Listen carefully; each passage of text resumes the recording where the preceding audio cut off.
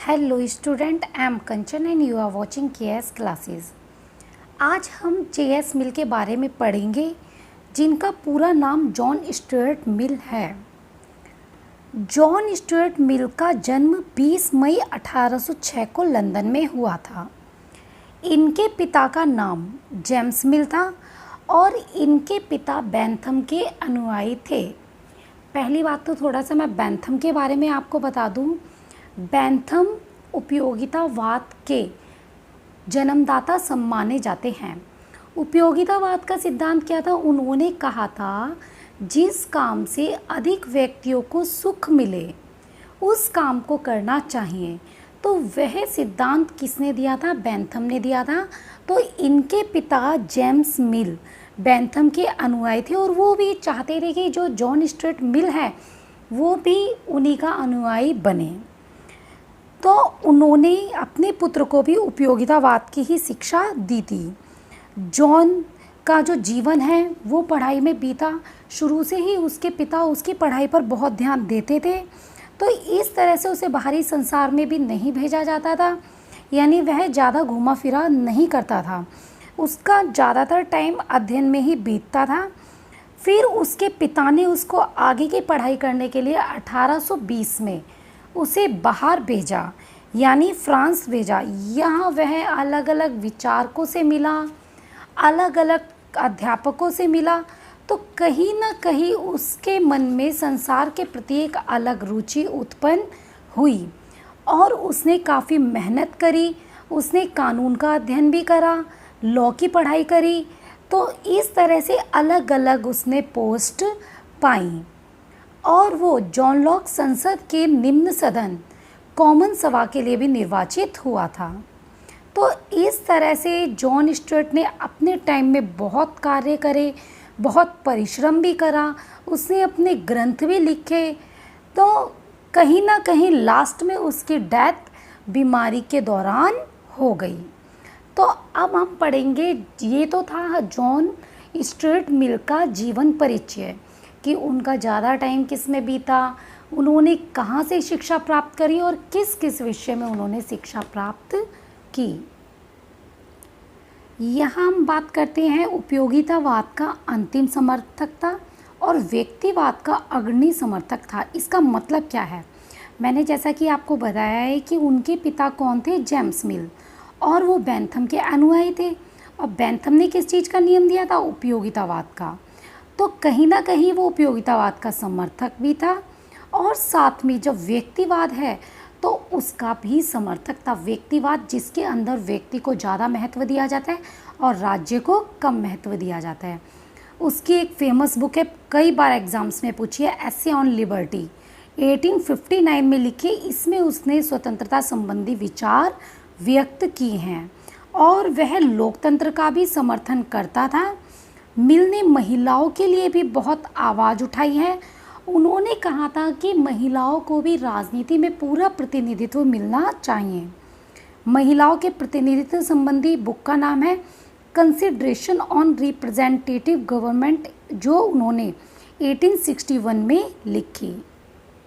एक क्वेश्चन आपका यहाँ से बनेगा कि कल्याणकारी राज्य का सैद्धांतिक प्रतिपादन किसने किया था? तो मिल ने किया था। मिल हस्तक्षेपवादी राज्य का समर्थन करते थे। यहाँ देखो, उन्होंने व्यक्तिवाद को भी समर्थन किया है, साथ ही वह चाहते थे कि राज्य ऐसे कार्य करे जिससे लोगों का ज़्यादा से ज़्यादा भला हो। कहीं ना कहीं उन्होंने व्यक्तिवाद और समाजवाद का मिश्रण करके एक अलग रूप दिया है। सेबाइन ने भी कहा है कि मिल पहला उदारवादी विचारक है जिसने व्यक्ति और राज्य के मध्य समाज नामक तीसरे तत्व को खोजा। तो अब मिल की बात करते हैं। तो टॉकविले की रचना है डेमोक्रेसी इन अमेरिका, 1835 में पब्लिश हुई थी। सेकंड 1840 में हुई थी, तो इससे बहुत ज़्यादा प्रभावित था। डी टॉकविले के अनुसार अमेरिका में लोकतंत्र नहीं अपितु बहुमत का निरंकुश तत्व है, यानी जो ज़्यादा वोटों से जीतता है उसका बहुमत चलता है, वही निरंकुश बन जाता है। तो ये डी टॉकविले का कहना था। हम यहाँ पे स्वतंत्रता संबंधी उनके विचार देखते हैं। मिल की रचना थी on liberty, essay on liberty, जो उन्होंने 1859 में लिखी थी। जॉन मिल्टन की बुक है 1608 में से 1674 तक। तो इस तरह से ये कुछ बुक्स हैं जो स्वतंत्रता की महत्वपूर्ण पुस्तकें हैं। वॉल्टेयर थे, वो भी स्वतंत्रता के समर्थक थे, यानी ज़्यादा से ज़्यादा स्वतंत्रता देने के पक्षधर थे। मिल की स्वतंत्रता का मूलभूत आशय था विचार अभिव्यक्ति व भाषण की पूर्ण स्वतंत्रता। वह चाहते थे कि राज्य द्वारा अपने विचार व्यक्त करने, भाषण देने और अभिव्यक्ति करने की पूरी तरह से स्वतंत्रता हो। तो वह बोलते थे इस प्रकार की स्वतंत्रता को राज्य भी छीन नहीं सकता। और यहाँ पर मेन पॉइंट है, उन्होंने नकारात्मक स्वतंत्रता की बात की है।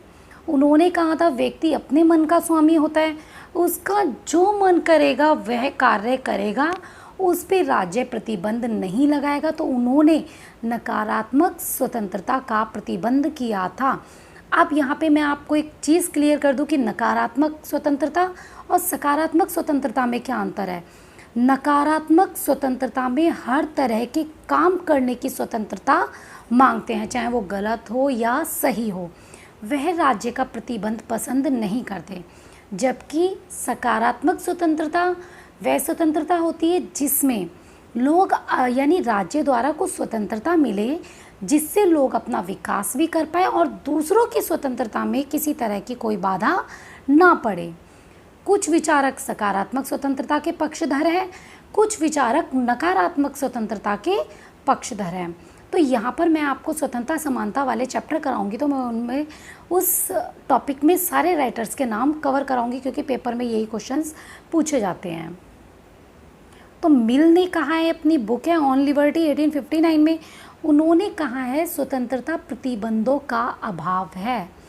एक तरह से हमारे ऊपर प्रतिबंध लग जाते हैं, तो हमें स्वतंत्रता मिलनी चाहिए जिसमें किसी प्रकार का कोई प्रतिबंध ना हो।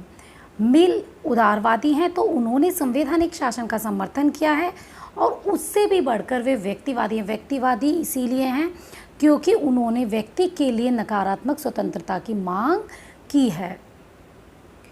मिल ने यहाँ पर अभिव्यक्ति की स्वतंत्रता का समर्थन करते हुए कहा कि प्रत्येक व्यक्ति अपने विचार अभिव्यक्त करे, क्योंकि आज तक कोई पूर्ण विचार या पूर्ण सत्य प्राप्त नहीं हो सका।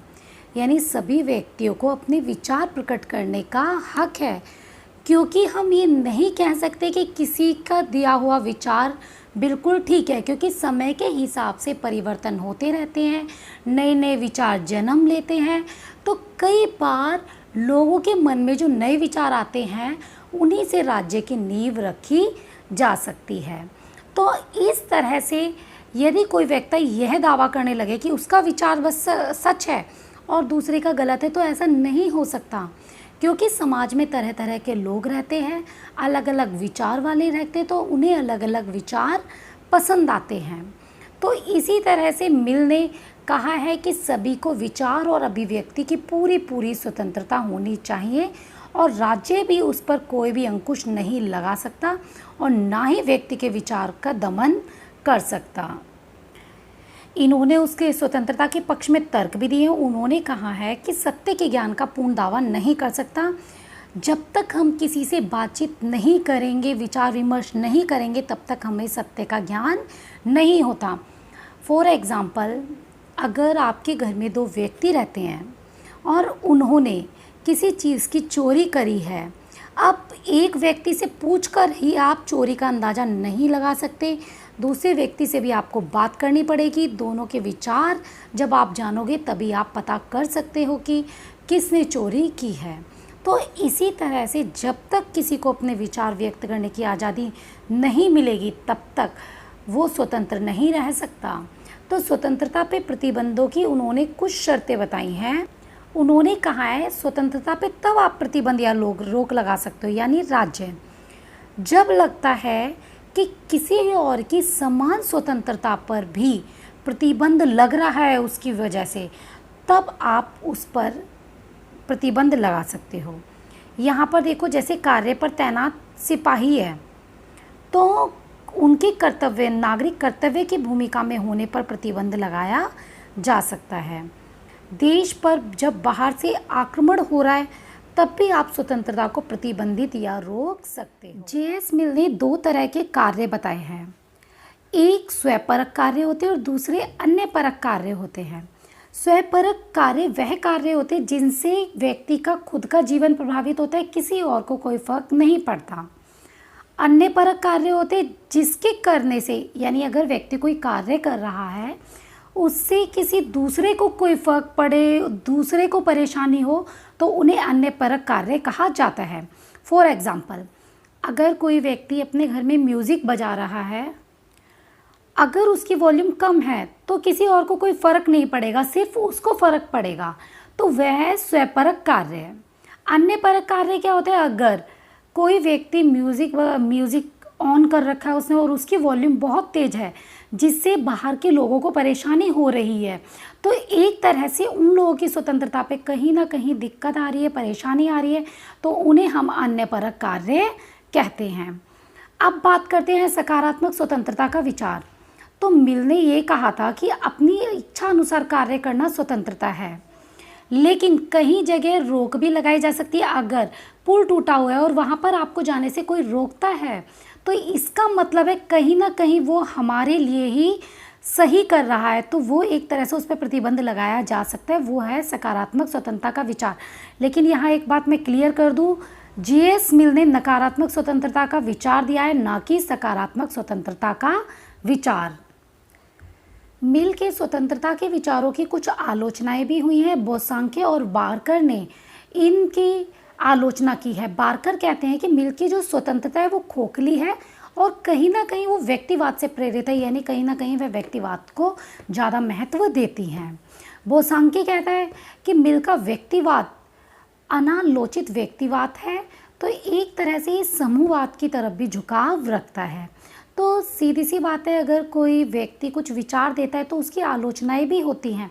कुछ पक्ष में लोग होते हैं, कुछ विपक्ष में होते हैं। इसी तरह से आप जितने भी विचारक पढ़ोगे तो सबके नकारात्मक सकारात्मक दोनों तरह के विचारक हैं। कुछ आलोचक हैं और कुछ उनके पक्ष में भी तर्क देते हैं।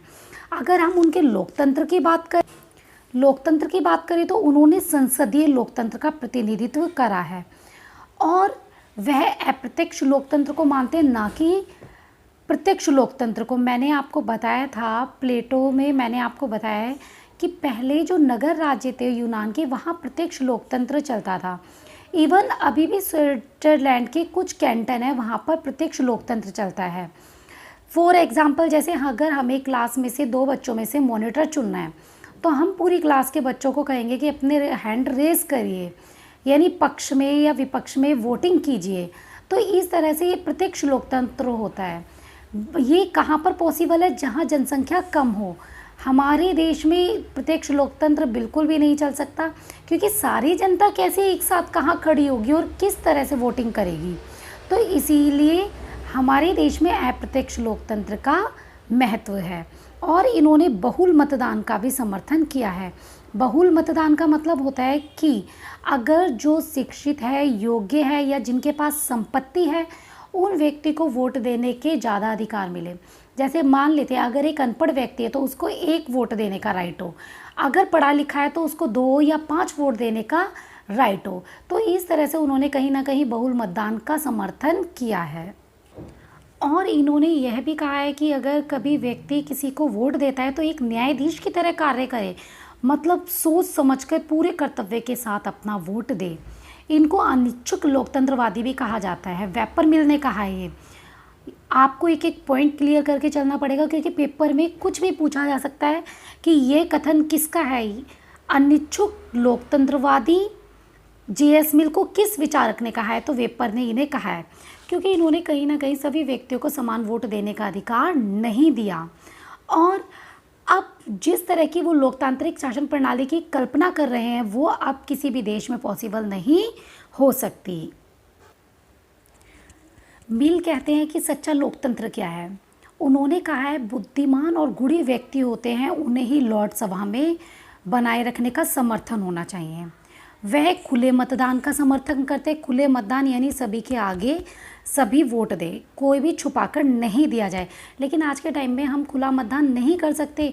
हम जो लोकसभा के लिए सदस्य चुनते हैं वो गुप्त मतदान द्वारा चुनते हैं, नहीं तो कहीं ना कहीं लड़ाई और हिंसा के लिए खतरा हो जाता है। और इन्होंने बहुल मतदान का समर्थन करा, लेकिन इन्होंने एक अच्छा काम करा है कि महिलाओं के मताधिकार के सबसे बड़े समर्थक थे। और इन्होंने कहा था कि पॉलिटिकल फील्ड में, राजनीतिक फील्ड में भी महिलाओं को प्रतिनिधित्व पूरा मिलना चाहिए। और उनकी एक रचना ये महिलाओं के प्रतिनिधित्व संबंधित है, दी सब्जेक्शन ऑफ वुमन, ये इनकी रचना है 1865 में इन्होंने लिखी है। और ये इनका एक चीज़ माननी थी कि सांसदों को वेतन नहीं मिलना चाहिए, क्योंकि अगर वो वेतन मिलेगा तो वेतन के लालच से काम करेंगे, और अगर हम वेतन नहीं देंगे तो वो समाज के भलाई के हिसाब से काम करेंगे। और एक इम्पोर्टेंट, ये पहले भी पेपर में क्वेश्चन में पूछा गया था कि आनुपातिक प्रतिनिधित्व का सिद्धांत किसने दिया है, तो ये किसने दिया है, हेयर ने दिया है। आनुपातिक प्रतिनिधित्व का सिद्धांत किसने दिया है, हेयर ने। अब हम बात करते हैं मिल के उपयोगितावाद की। आपको मैंने बताया था कि उपयोगितावाद का विचार किसने दिया था, बेंथम ने दिया था। बेंथम ने कहा था कि अधिकतम लोगों का अधिकतम सुख। तो मिल को पहला व्यक्तिवादी और अंतिम उपयोगितावादी कहा जाता है। अंतिम किस लिए, क्योंकि पहला तो आपके बेंथम हो गए, बेंथम के बाद इनके पिता जेम्स मिल, फिर जेएस मिल, जॉन स्टुअर्ट मिल, उसके बाद में अंतिम उपयोगितावादी विचारक हैं। और पहला व्यक्तिवादी इसीलिए कहा गया क्योंकि ये व्यक्ति के व्यक्तित्व के विकास के लिए बहुत समर्थन करते हैं। इन्होंने उपयोगितावाद में कुछ संशोधन किए हैं। अब प्रत्येक व्यक्ति का मूल उद्देश्य होना चाहिए अधिकतम सुख की प्राप्ति। व्यक्ति का कार्य वह कार्य ही सही है जो ज़्यादा से ज़्यादा उसे सुख दे। सीधी सी बात है, हमें वैसे काम करने चाहिए जिससे हमें ज़्यादा मात्रा में सुख मिलता है।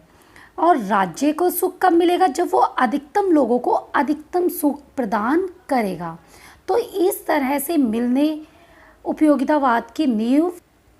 लेकिन बेंथम के उपयोगितावाद से ये किस अंतर पे अलग है, बेंथम ने मात्रात्मक उपयोगिता पर ज़्यादा ध्यान दिया था, जबकि जेएस मिल ने गुणात्मक सुख पर ज़्यादा ध्यान दिया है। तो मिल ने बेंथम के उपयोगितावाद का भी खंडन किया। उसने सुखवाद में गुणात्मक विभाजन कर दिया, मतलब ज़्यादा से ज़्यादा सुख लेना ही। नैतिक ज़्यादा सुख मिलेगा, भौतिक से कम मिलेगा। तो इन्होंने कहा था मानव होने का अर्थ है नैतिक सुखों की प्राप्ति करना। इनका एक कथन भी है, असंतुष्ट सुकरात संतुष्ट मूर्ख से बेहतर है।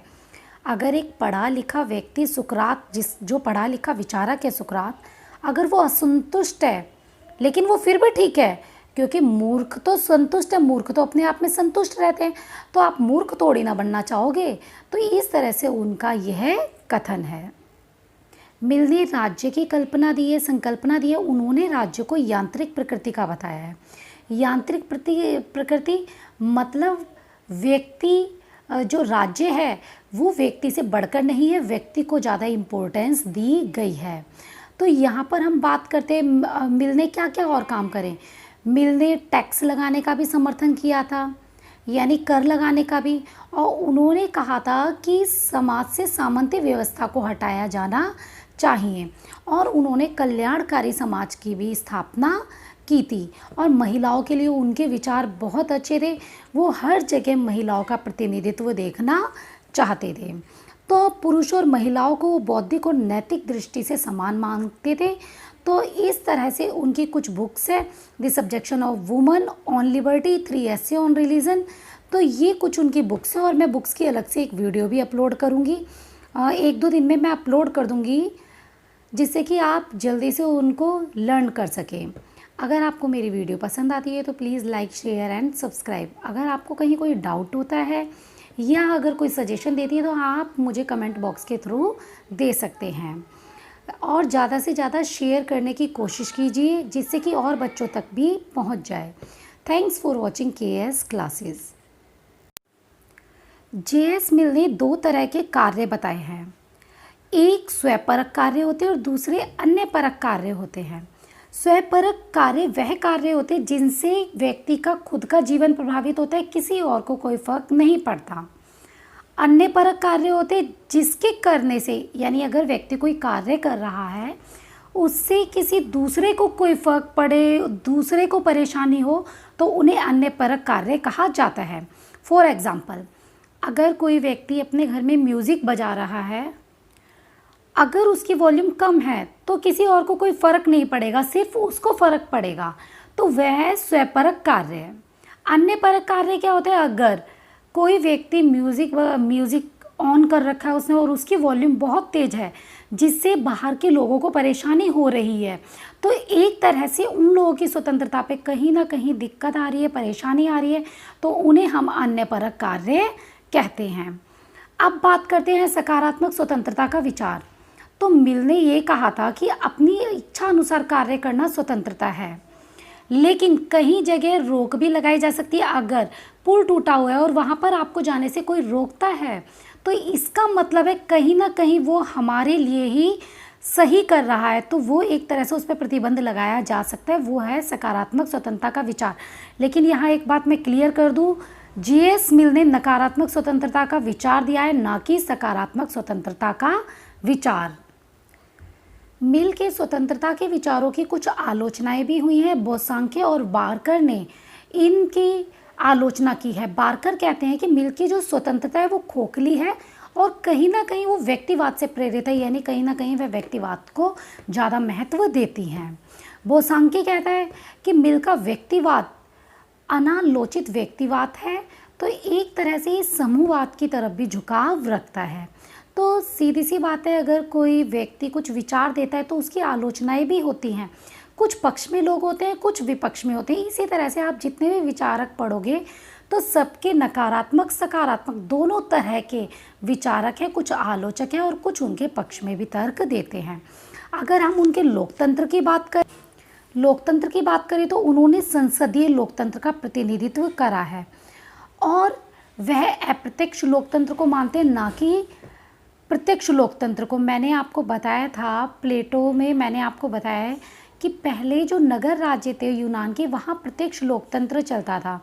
इवन अभी भी स्विट्जरलैंड के कुछ कैंटन है, वहाँ पर प्रत्यक्ष लोकतंत्र चलता है। फॉर एग्जाम्पल, जैसे अगर हमें क्लास में से 2 बच्चों में से मॉनिटर चुनना है तो हम पूरी क्लास के बच्चों को कहेंगे कि अपने हैंड रेज करिए, यानी पक्ष में या विपक्ष में वोटिंग कीजिए। तो इस तरह से ये प्रत्यक्ष लोकतंत्र होता है। ये कहाँ पर पॉसिबल है, जहाँ जनसंख्या कम हो। हमारे देश में प्रत्यक्ष लोकतंत्र बिल्कुल भी नहीं चल सकता, क्योंकि सारी जनता कैसे एक साथ कहाँ खड़ी होगी और किस तरह से वोटिंग करेगी। तो इसीलिए हमारे देश में अप्रत्यक्ष लोकतंत्र का महत्व है। और इन्होंने बहुल मतदान का भी समर्थन किया है।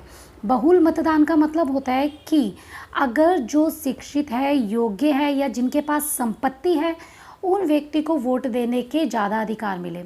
जैसे मान लेते हैं अगर एक अनपढ़ व्यक्ति है तो उसको 1 वोट देने का राइट हो, अगर पढ़ा लिखा है तो उसको 2 या 5 वोट देने का राइट हो। तो इस तरह से उन्होंने कहीं ना कहीं बहुल मतदान का समर्थन किया है। और इन्होंने यह भी कहा है कि अगर कभी व्यक्ति किसी को वोट देता है तो एक न्यायाधीश की तरह कार्य करे, मतलब सोच समझकर पूरे कर्तव्य के साथ अपना वोट दे। इनको अनिच्छुक लोकतंत्रवादी भी कहा जाता है। वेपर मिल ने कहा है। ये आपको एक एक पॉइंट क्लियर करके चलना पड़ेगा, क्योंकि पेपर में कुछ भी पूछा जा सकता है कि ये कथन किसका है। अनिच्छुक लोकतंत्रवादी जीएस मिल को किस विचारक ने कहा है, तो वेपर ने इन्हें कहा है, क्योंकि इन्होंने कहीं ना कहीं सभी व्यक्तियों को समान वोट देने का अधिकार नहीं दिया। और अब जिस तरह की वो लोकतांत्रिक शासन प्रणाली की कल्पना कर रहे हैं वो अब किसी भी देश में पॉसिबल नहीं हो सकती। मिल कहते हैं कि सच्चा लोकतंत्र क्या है। उन्होंने कहा है बुद्धिमान और गूढ़े व्यक्ति होते हैं, उन्हें ही लॉर्ड सभा में बनाए रखने का समर्थन होना चाहिए। वह खुले मतदान का समर्थन करते। खुले मतदान यानी सभी के आगे सभी वोट दे, कोई भी छुपाकर नहीं दिया जाए। लेकिन आज के टाइम में हम खुला मतदान नहीं कर सकते। हम जो लोकसभा के लिए सदस्य चुनते हैं वो गुप्त मतदान द्वारा चुनते हैं, नहीं तो कहीं ना कहीं लड़ाई और हिंसा के लिए खतरा हो जाता है। और इन्होंने बहुल मतदान का समर्थन करा, लेकिन इन्होंने एक अच्छा काम करा है कि महिलाओं के मताधिकार के सबसे बड़े समर्थक थे। और इन्होंने कहा था कि पॉलिटिकल फील्ड में, राजनीतिक फील्ड में भी महिलाओं को प्रतिनिधित्व पूरा मिलना चाहिए और उनकी एक रचना ये महिलाओं के प्रतिनिधित्व संबंधित है, दी सब्जेक्शन ऑफ वुमन। ये इनकी रचना है, 1865 में 69 में इन्होंने लिखी है। और ये इनका एक चीज़ माननी थी कि सांसदों को वेतन नहीं मिलना चाहिए, क्योंकि अगर वो वेतन मिलेगा तो वेतन के लालच से काम करेंगे, और अगर हम वेतन नहीं देंगे तो वो समाज के भलाई के हिसाब से काम करेंगे। और एक इम्पोर्टेंट, ये पहले भी पेपर में क्वेश्चन में पूछा गया था कि आनुपातिक प्रतिनिधित्व का सिद्धांत किसने दिया है, तो ये किसने दिया है, हेयर ने दिया है। आनुपातिक प्रतिनिधित्व का सिद्धांत किसने दिया है, हेयर ने। अब हम बात करते हैं मिल के उपयोगितावाद की। आपको मैंने बताया था कि उपयोगितावाद का विचार किसने दिया था, बेंथम ने दिया था। बेंथम ने कहा था कि अधिकतम लोगों का अधिकतम सुख। तो मिल को पहला व्यक्तिवादी और अंतिम उपयोगितावादी कहा जाता है। अंतिम किस लिए, क्योंकि पहला तो आपके बेंथम हो गए, बेंथम के बाद इनके पिता जेम्स मिल, फिर जे.एस. मिल, जॉन स्टुअर्ट मिल उसके बाद में अंतिम उपयोगितावादी विचारक हैं। और पहला व्यक्तिवादी इसीलिए कहा गया क्योंकि ये व्यक्ति के लिए, व्यक्ति के व्यक्तित्व के विकास के लिए बहुत समर्थन करते हैं। इन्होंने उपयोगितावाद में कुछ संशोधन किए हैं। अब प्रत्येक व्यक्ति का मूल उद्देश्य होना चाहिए अधिकतम सुख की प्राप्ति। व्यक्ति का कार्य वह कार्य ही सही है जो ज़्यादा से ज़्यादा उसे सुख दे। सीधी सी बात है, हमें वैसे काम करने चाहिए जिससे हमें ज़्यादा मात्रा में सुख मिलता है। और राज्य को सुख कब मिलेगा, जब वो अधिकतम लोगों को अधिकतम सुख प्रदान करेगा। तो इस तरह से मिलने उपयोगितावाद की नींव। लेकिन बेंथम के उपयोगितावाद से ये किस अंतर पे अलग है, बेंथम ने मात्रात्मक उपयोगिता पर ज़्यादा ध्यान दिया था, जबकि जे.एस. मिल ने गुणात्मक सुख पर ज़्यादा ध्यान दिया है। तो मिल ने बेंथम के उपयोगितावाद का भी खंडन किया। उसने सुखवाद में गुणात्मक विभाजन कर दिया, मतलब ज़्यादा से ज़्यादा सुख लेना ही। नैतिक ज़्यादा सुख मिलेगा, भौतिक से कम मिलेगा। तो इन्होंने कहा था मानव होने का अर्थ है नैतिक सुखों की प्राप्ति करना। इनका एक कथन भी है, असंतुष्ट सुकरात संतुष्ट मूर्ख से बेहतर है। अगर एक पढ़ा लिखा व्यक्ति सुकरात, जो पढ़ा लिखा विचारक है सुकरात, अगर वो असंतुष्ट है लेकिन वो फिर भी ठीक है, क्योंकि मूर्ख तो संतुष्ट है, मूर्ख तो अपने आप में संतुष्ट रहते हैं, तो आप मूर्ख थोड़ी ना बनना चाहोगे। तो इस तरह से उनका यह कथन है। मिल ने राज्य की कल्पना दी है, संकल्पना दी है। उन्होंने राज्य को यांत्रिक प्रकृति का बताया है। यांत्रिक प्रकृति मतलब व्यक्ति, जो राज्य है वो व्यक्ति से बढ़कर नहीं है, व्यक्ति को ज़्यादा इम्पोर्टेंस दी गई है। तो यहाँ पर हम बात करते हैं मिल ने क्या क्या और काम करें। मिल ने टैक्स लगाने का भी समर्थन किया था, यानी कर लगाने का भी। और उन्होंने कहा था कि समाज से सामंती व्यवस्था को हटाया जाना चाहिए। और उन्होंने कल्याणकारी समाज की भी स्थापना की थी। और महिलाओं के लिए उनके विचार बहुत अच्छे थे। वो हर जगह महिलाओं का प्रतिनिधित्व देखना चाहते थे। तो पुरुष और महिलाओं को वो बौद्धिक और नैतिक दृष्टि से समान मानते थे। तो इस तरह से उनकी कुछ बुक्स है, the subjection of woman, on liberty, 3 essay on religion. तो ये कुछ उनकी बुक्स हैं और मैं बुक्स की अलग से एक वीडियो भी अपलोड करूँगी, 1-2 दिन में मैं अपलोड कर दूँगी, जिससे कि आप जल्दी से उनको लर्न कर सकें। अगर आपको मेरी वीडियो पसंद आती है तो please like, share and subscribe. अगर आपको कहीं कोई डाउट होता है या अगर कोई सजेशन देती है तो आप मुझे कमेंट बॉक्स के थ्रू दे सकते हैं। और ज़्यादा से ज़्यादा शेयर करने की कोशिश कीजिए, जिससे कि और बच्चों तक भी पहुंच जाए। Thanks for watching KS classes.